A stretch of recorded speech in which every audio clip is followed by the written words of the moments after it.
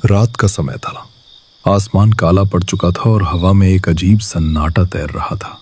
देवलापुर गांव का लड़का आर्यन अपने घर के बाहर पीपल के पेड़ के नीचे बैठा था। उसकी आंखें दूर अंधेरे खेतों की ओर टिकी थीं। गांव में पिछले कुछ महीनों से सब कुछ बदल गया था। लोग बीमार पड़ने लगे थे, पर यह बीमारी साधारण नहीं थी।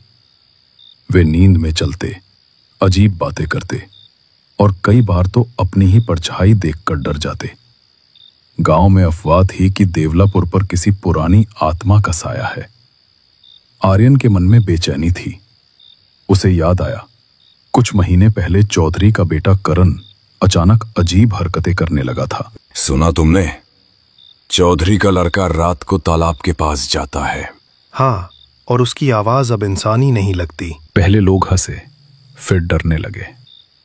करण ने खाना पीना छोड़ दिया था और एक रात तालाब में कूदकर अपनी जान दे दी। उसी के बाद से गांव में डर ने घर कर लिया। आज की रात भी कुछ वैसी ही थी। आर्यन ने देखा गांव के आखिरी छोर पर बनी बलवंत काका की झोंपड़ी से हल्की रोशनी आ रही थी।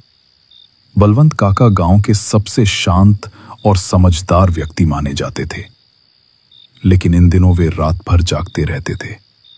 उनका बेटा विहान, जो कभी हंसमुख और मेहनती था, अब चिड़चिड़ा और चुप रहने लगा था। आर्यन ने लालटेन उठाई और धीरे धीरे झोंपड़ी की ओर चला। रास्ते में हवा भारी थी। उसमें एक सड़ी हुई गंध थी, जैसे किसी ने मिट्टी में कुछ दबा रखा हो। जब वह झोंपड़ी के पास पहुंचा, दरवाजा आधा खुला था। अंदर से किसी के कराहने की आवाज आ रही थी। मुझे यहां रहना पसंद नहीं, ये जमीन मुझे जलाती है। आर्यन धीरे से भीतर गया। बलवंत काका कोने में बैठे कांप रहे थे। काका, क्या हुआ? आर्यन, ये विहान नहीं है बेटा, कोई और इसके अंदर आ गया है। तू क्या जानता है आर्यन? ये गांव मेरा है, ये मिट्टी मेरी है। आर्यन के पैरों तले जमीन खिसक गई। उसने पहली बार किसी आत्मा को इंसान के शरीर में बोलते देखा था। कौन हो तुम? मैं वो हूं जिसे यहां से निकाला गया था। सदियों पहले जब ये जमीन खाली थी, मैं यहां रहता था। लोगों ने मेरी जमीन छीनी, मुझे मारा। अब मैं लौटा हूं अपनी जमीन लेने। आर्यन के रोंगटे खड़े हो गए। उसे याद आया, गांव के इसी हिस्से में कभी एक पुराना टीला हुआ करता था, जिसे बाद में समतल कर खेती की जमीन बना दिया गया था। अब सब साफ था। तुम क्या चाहते हो? मैं सबको मिटा दूंगा, एक एक कर सबको अपना बना लूंगा। अचानक विहान का शरीर झटका खाकर उठा। वह बलवंत काका के हाथ से छूट गया और दरवाजे की ओर भागने लगा। आर्यन, इसे रोको बेटा। आर्यन ने बिना सोचे विहान को पकड़ लिया। शरीर बर्फ की तरह ठंडा था, पर ताकत इतनी थी कि उसने आर्यन को धक्का देकर गिरा दिया। विहान की आंखें अब पूरी तरह सफेद हो चुकी थीं। उसने गांव की ओर देखा, जहां बाकी लोग गहरी नींद में थे, इस बात से अनजान कि उनके सिर पर मौत मंडरा रही थी। आर्यन जानता था कि अगर आत्मा बाहर निकल गई तो पूरा गांव खत्म हो जाएगा। तभी उसे याद आया, उसकी नानी कहा करती थी, जहां बुराई हो वहां पवित्र चीजें ढाल बनती हैं।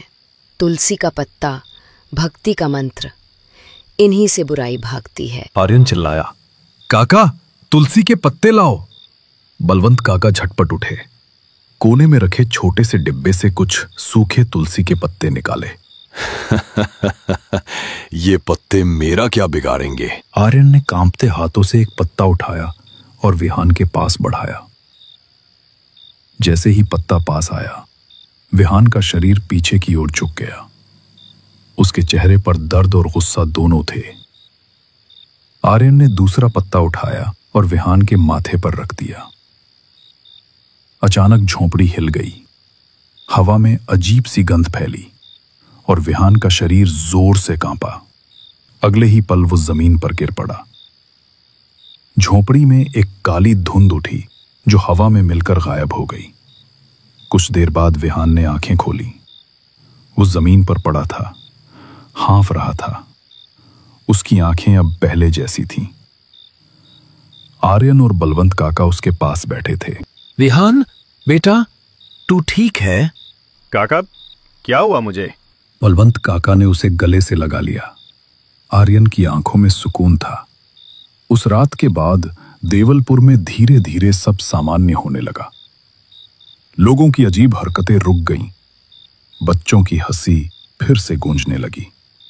आर्यन ने गांव के चारों ओर और पीपल के पेड़ के नीचे तुलसी के पौधे लगा दिए ताकि कोई बुरी आत्मा फिर कभी देवलपुर की हद में ना आ सके।